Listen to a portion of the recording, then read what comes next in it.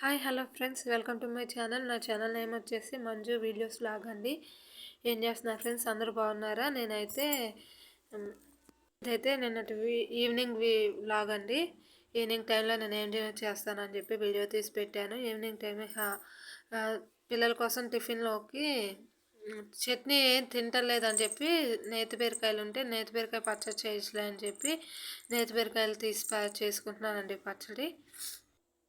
ఆ నేతి బీరకాయ పచ్చడిలోకి టమాటాలు తీసుకున్నాను. టమాటాలు ఉంటే వేస్తే టేస్ట్ చాలా బాగుంటుంది అని చెప్పి టమాటాలు తీసుకున్నాను.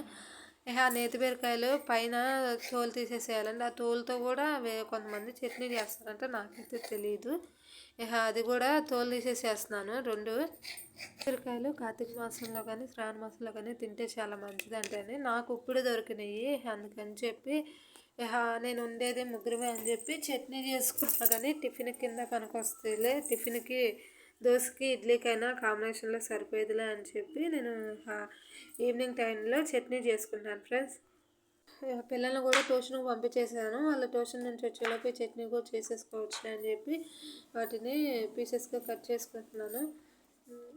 చిన్న చిన్న పీసెస్ అయితే అప్పుడప్పుడు కొబ్బరి చట్నీ, పల్లీల చట్నీ కాకుండా ఇది ఇట్లాంటి చట్నీస్ కూడా చేసుకుంటే టేస్ట్ చాలా బాగుంటుందండి. వాటిని నేనైతే చిన్న చిన్న పీసెస్గా కట్ చేసుకుంటున్నాను. మా పిల్లలకైతే అస్సలు చట్నీ అనేది పడతల. బాబు తింటే పాప తింది, పాప తింటే బాబు తింది, ఇద్దరు కలిసి చూపిస్తున్నారు. ఇదైనా చేస్తే తింటారేమో అని అనుకున్నాను. వీటిని అయితే ముక్కలు ముక్కలుగా కట్ చేసేసేసాను. టమాటాలు 4 తీసుకున్నా. వీటిని కట్ చేస్తాం అయిపోయిన తర్వాత పచ్చిమిరకాయలు అంటే పిల్లలు కదా స్పైసీ ఎక్కువ తింటారని చెప్పి నేను స్పైసీ తక్కువే వేస్తానండి పిల్లల కోసం. అవి నూనెలో వేపుకుంటున్నాను. ఎవరినైనా మెప్పించచ్చు కానీ పిల్లల్ని అస్సలు మెప్పిలేకపోతున్నానండి. అస్సలు టిఫిన్ అనేది చేయట్లేదు. ఏం చేయలేమో కానీ వీళ్ళని కాకపోతే చేయకపోతే మనం ఊరుకోము. అందుకని చెప్పి పాలిచ్చి పంపించేసిన ఆ మధ్యాహ్నం ఆకలిస్తుందని చెప్పి ఎట్లయినా టిఫినే పెట్టి పంపిస్తున్నాను. పచ్చిమిరకాయలు మొత్తం వేసుకొని కదా నేతి బీరకాయ టమాటా వేసి నూనెలో వేపుకుంటానండి. నూనెలో కొంతసేపు ఉడకబెట్టుకోవాలి. అది బాగా దానిలో ఉన్న వాటర్ మొత్తం బయటికి రావాలి. దాన్ని వేసేసాం కదా, ఇప్పుడు దాన్ని అయితే మూత పెట్టుకొని కొంచెంసేపు మగ్గనిచ్చేసేసేయాలి. మగ్గిన తర్వాత దానిలో ఉన్న వాటర్ మొత్తం బయటకు వచ్చేస్తుంది.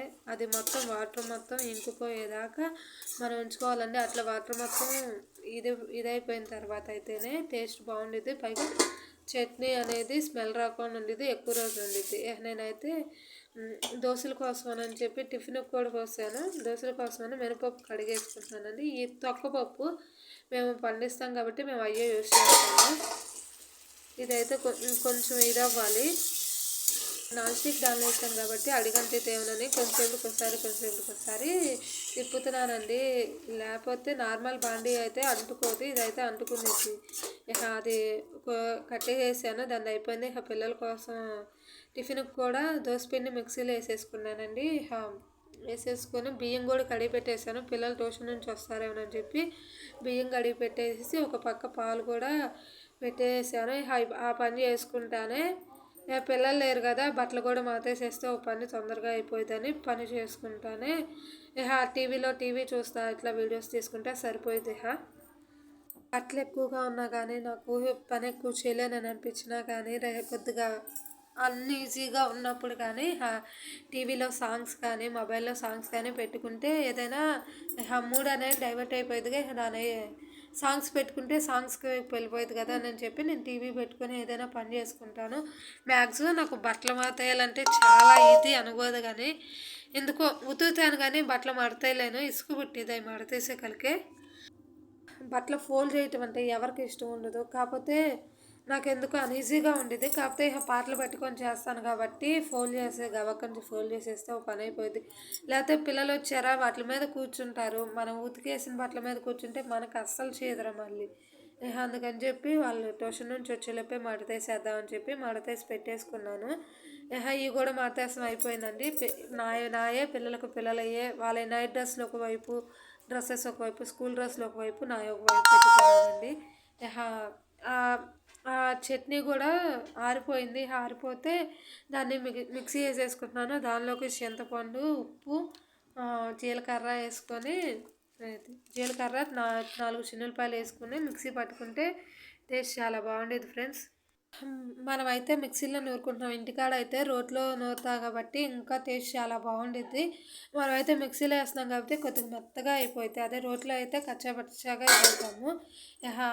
అది రోట్లో నూరిందైతే ఇంకా టేస్ట్ చాలా బాగుండిద్ది. స్టవ్ మీద పాలు కాయిపోయినా పిల్లల కోసం రైస్ కూడా అయిపోయింది. పిల్లలు ట్యూషన్ నుంచి తీసుకొచ్చాను. పప్పు వడియాలు నేనేం పచ్చడి వేసుకొని తింటున్నాను. వాళ్ళు తింటున్నామన్నారు. పచ్చడి వేసుకొని తినేసేసాము ముగ్గురము. ముగ్గురమే కదా తినేసేసి ఆ సింక్లో నైటే ఎక్కువ పని చేసుకుంటాను. అంట్లు కడిగేసుకుంటాను. మార్నింగ్ లేవగానే కొద్దిగా ఫ్రెష్గా ఉండిద్దని చెప్పి స్టవ్ కూడా మొత్తం దులిపేసుకుంటానండి. మార్నింగ్ లేవగానే స్టవ్లోకి వెళ్తే అంట్లు మాత్రం పొరపాటును కూడా ఉండకూడదు. నాకు ఇసుకు పుట్టిద్ది. ఈరోజు మొత్తం కడిగేసేసి పెట్టేసుకున్నాను. నా వీడియోస్ కానీ నచ్చితే లైక్ చేయండి, సబ్స్క్రైబ్ చేయండి ఫ్రెండ్స్. గుడ్ నైట్ అందరికీ. Bye bye.